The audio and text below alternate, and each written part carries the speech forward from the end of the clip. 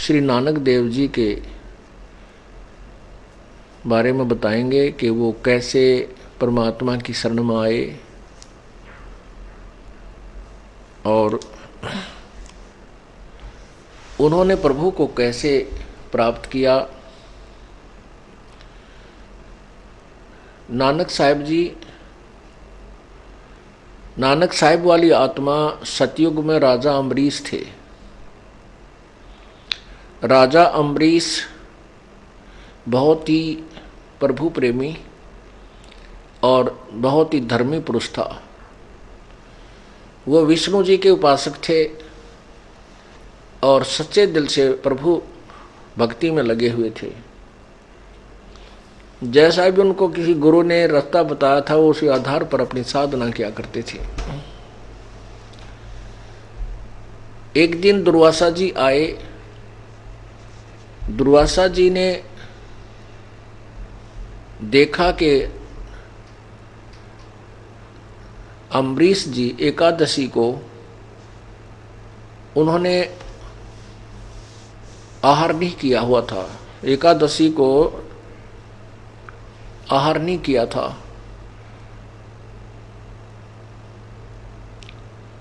उसको अम्बरीश जी को किसी ने ऐसे ही गुरुदेव ने बता रखा था कि एकादशी का व्रत करो, यानी संयम के हिसाब से। जैसे क्योंकि जिसको परमात्मा चाहिए वो तो भगवान के विषय में जो भी साधना बता दी जाती है वो तन मन धन से करता, उसमें कोई भी त्रुटि नहीं आने देता। अब उनके गुरुदेव ने, अम्बरीश जी के गुरुदेव ने बता रखा था कि बेटा परमात्मा के बिना इस जीव का कहीं ठिकाना नहीं है। राजपाट ये जीवन कुछ समय का होता है। यदि आप भक्ति नहीं करोगे, राज के सुख को ही भोगते रहोगे, अपना जीवन व्यर्थ कर जाओगे। इस बात से वो दृढ़ विश्वास हो गया था कि भगवान की भक्ति के बिना जीव का कहीं ठिकाना नहीं है। इस उद्देश्य से गुरुदेव ने बताया था कि आहार कम करे और भक्ति तभी ज़्यादा अच्छी होगी। ज़्यादा खाने से तो फिर आलस बन जाता है, और बिल्कुल ना खाएगा तो भी शरीर को हानि हो जाएगी। तो अम्बरीश जी ने ऐसा तरीका बनाया जैसे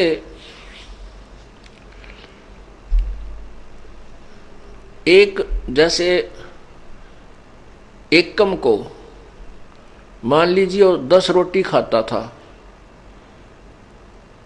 तो अगले 10 रोटी खाता था तो अगले दिन द्वितीया को वो 1 कम कर देता था।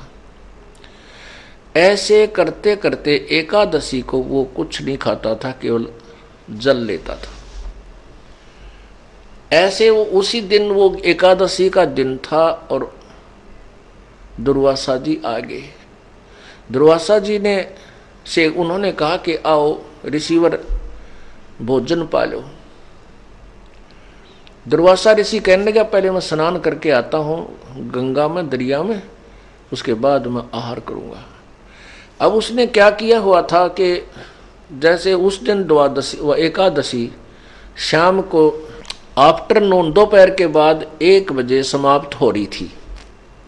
तो उस दिन उसका जो उसने समापन करना था, उस दिन का आहार करना था दुर्वासा ने ना अम्बरीश जी ने। तो उसने उधर दुर्वासा जी लेट हो गए, नान नून में पूरा किता अपना भजन भोजन करने लगे। इतने उसने सोचा कि 1 से ऊपर समय होने वाला है और कल से 1 कम शुरू हो जाएगी। तो इसलिए अब वो जो आज का जो आहार में कर लेता, उस दिन केवल जलपान किया उसने और भूख लाग रही थी कसूती 1 के बाद फिर उसने रोटी खा ली। 1 बजे के बाद भोजन पा लिया अपना जो खाना था।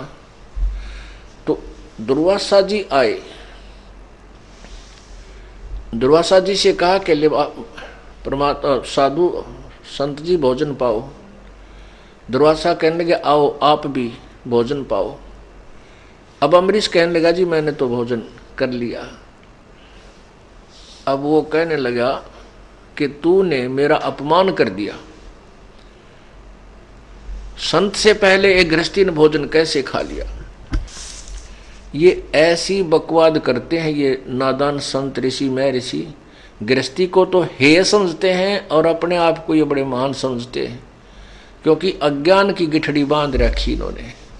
अरे भक्ति जो करता है, चाहे वो गृहस्थी है, चाहे कोई घर त्याग रहा है, वैरागी सन्यासी है, यदि साधना ठीक है, उसके नियम ठीक है, दोनों ही परमात्मा प्राप्ति कर सकते हैं, अन्यथा किसी को भी लाभ नहीं। अब दुर्वासा जी कोपित हो गए, नाराज हो गए, और उसको लगे समझाने के तो उसने बताया जी आज ऐसी समस्या थी कि मैं एकादशी को कुछ नहीं आहार करता, मैंने एकादशी समाप्त होने वाली थी, मैंने जलपान कर लिया। तब दुर्वासा कहने लगा कि तू गलत साधना कर रहा है, मैं तुझे निराकार भगवान की विधि बताता हूँ, ये तो तू सरगुण साधना करता है, निर्गुण साधना करनी चाहिए, ये करा कर, ऐसे करा कर। अब अम्बरीश जी ने सोचा साधु नाराज हो जाएगा, ये गुस्से वाला ज्यादा है, यदि मैंने इसकी बात को स्वीकार नहीं किया तो ये तुरंत श्राप दे देगा। कहने लगा ठीक है महात्मा जी, आप बिल्कुल ठीक कह रहे हो, ऐसा ही हो जाएगा। अब वो दुर्वासा उस दिन तो चला गया, अब एक अगली एकादशी को फिर आ गया, एकादशी सुदी एकादशी। उसने उस दिन भी यही उसी समय पहुंचा, और अम्बरीश ने उसी तरह फिर उस दिन भी आहार कर लिया, और स्नान करके आया इतने। तो उसने दुर्वासा ने सोचा था आज तो ये ठीक हो गया होगा, तेरी बात पर इसने अमल किया होगा, जो मार्गदर्शन मैंने किया इसने स्वीकार कर लिया होगा। कहा आओ अम्बरीश खाना खा लो। अम्बरीश ने कहा भगवान मैं भोजन कर चुका हूँ, मैंने अपना जो करना था कर लिया। ने बोला मेरे से पहले कैसे कर लिया?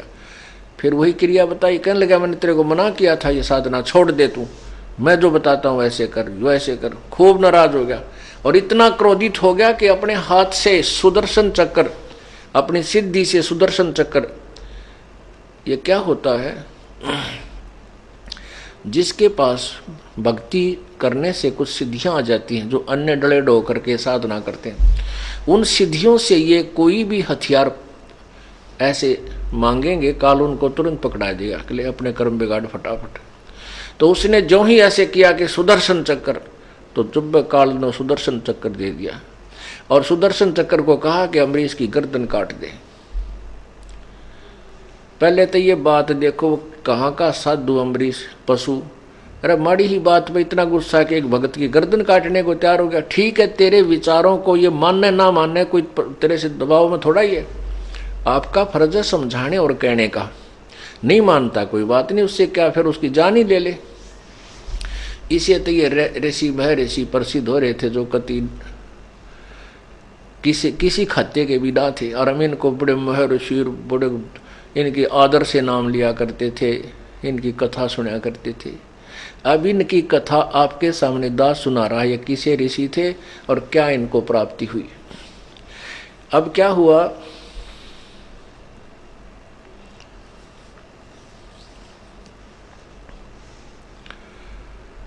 अब वो सुदर्शन चक्र वहां दुर्वासा के हाथ से चला और अम्बरीश के चरण छू लिए, गर्दन नहीं काटी, राजा अम्बरीश के उस गृहस्थी के चरण छुए और वापस चल पड़ा।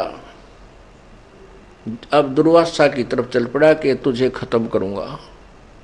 अब दुर्वासा कहता अंडी पाक रहा था, गुस्सा था, कहते दुर्वासा के सामने कोई बोलने वाला नहीं था, इतना क्रोधी सिद्धि वाला। अब वो उसकी वह जो है ना सिट्टी फिट्टी गुम होगी, अब ये सुदर्शन तुझे मारेगा, भाग लिया, आकाश में उड़ गया सिद्धि ते।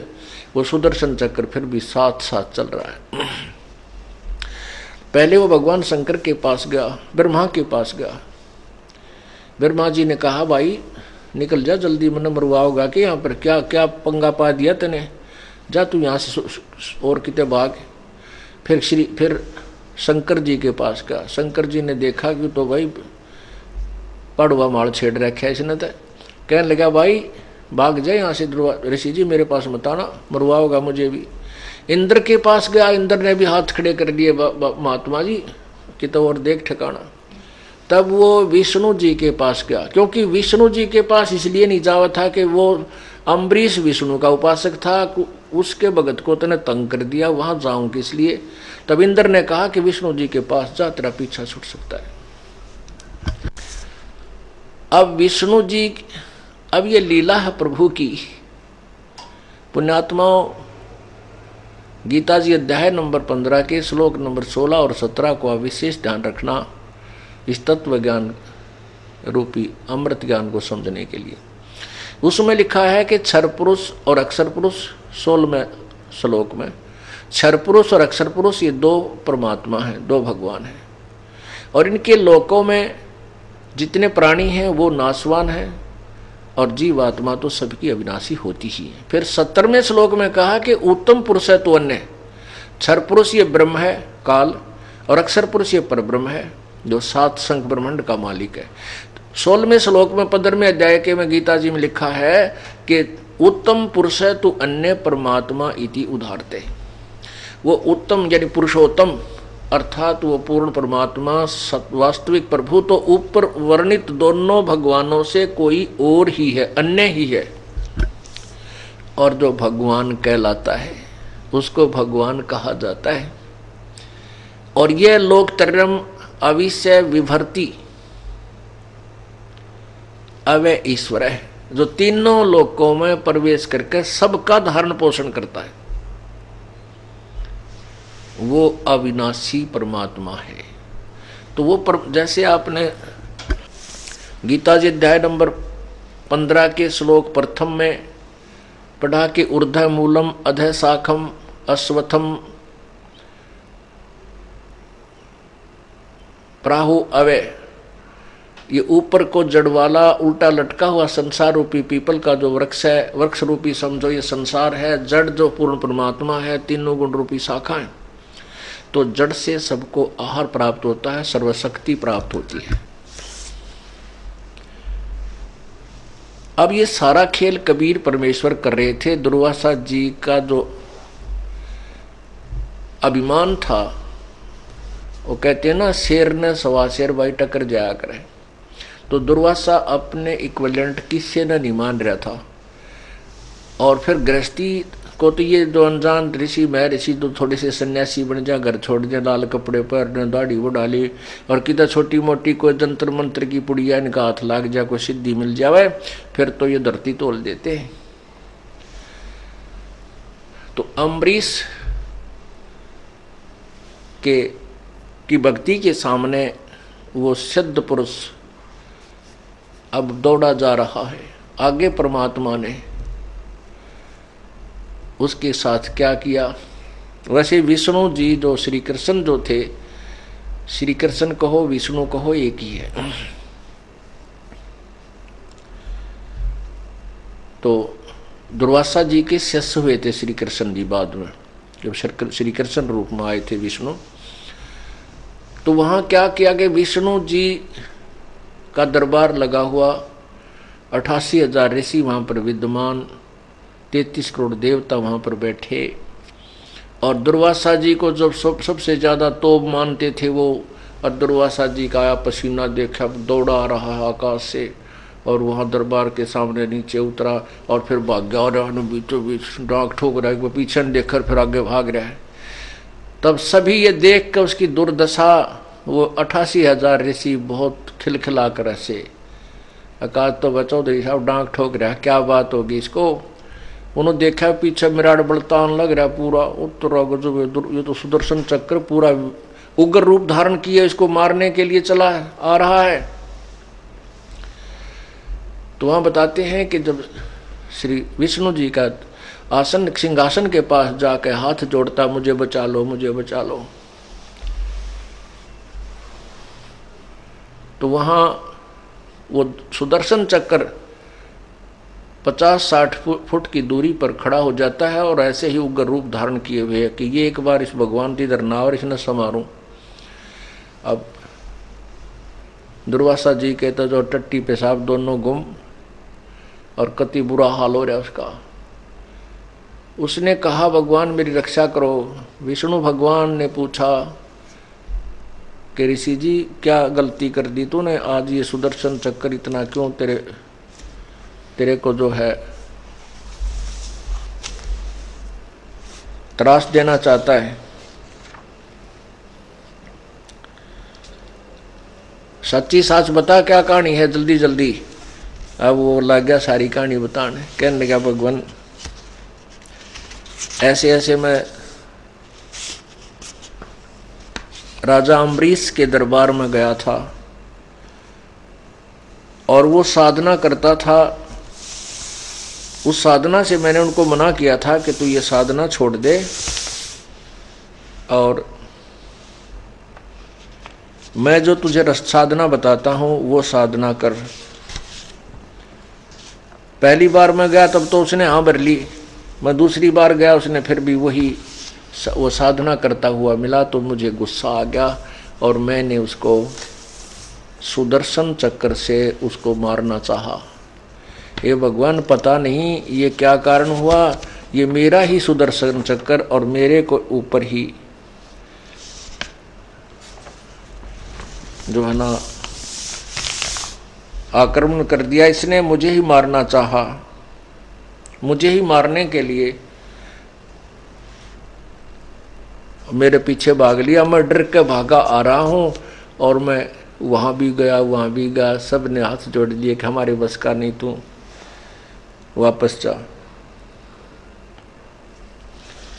विष्णु जी के पास जा। तो भगवान मैं आपके पास आया हूं, वो आपका भक्त है, आप ही उसको शांत कर सकते हैं। अब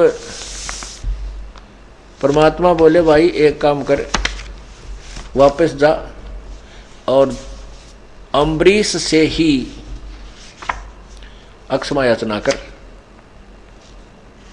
अब और फंस गया, कब मरेगा तू?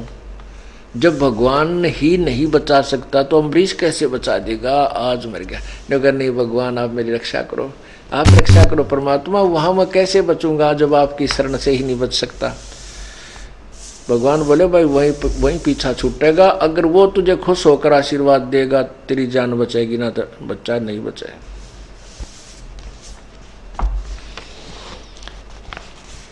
पुण्यात्मा, ये सारी लीला कबीर परमेश्वर की थी। परमेश्वर कबीर जी ने विष्णु रूप धारण किया और अपने ही वो लोक से, जैसे काशी में भंडारा किया था, वहाँ 9 लाख बैलों के ऊपर सामान रखकर आगे थे और 9 ही लाख वहाँ पर उनके साथ बैलों के साथ जो है अन्य बंजारे भी साथ थे। ऐसे ही परमात्मा ने वहाँ ये सब लीला करके उसको सीधा करना था, अपनी भक्ति को, यथार्थ भक्ति को बनाए रखना था। और अम्बरीश राजा जो आत्मा है कई जन्मों से प्रभु की शरण में रही हुई थी, इसीलिए उसको अच्छे सतिथि में वो रहा। अब ये सारा ज्ञान तत्व ज्ञान से अभी आपको सुलझा, क्योंकि अभी तक हमारी आत्मा, हमारा जो मन की सुई अज्ञानता के कारण विष्णु जी को सुप्रीम पावर मानकर उस पर टिकी हुई थी। अब उसको वहाँ से आगे चलाना है, यथार्थ स्थान पर इस अपने दिमाग की, माइंड की सुई को सेट करना है। उसके लिए तत्व ज्ञान की आवश्यकता है जो आपको अब प्रकाशित किया जा रहा है।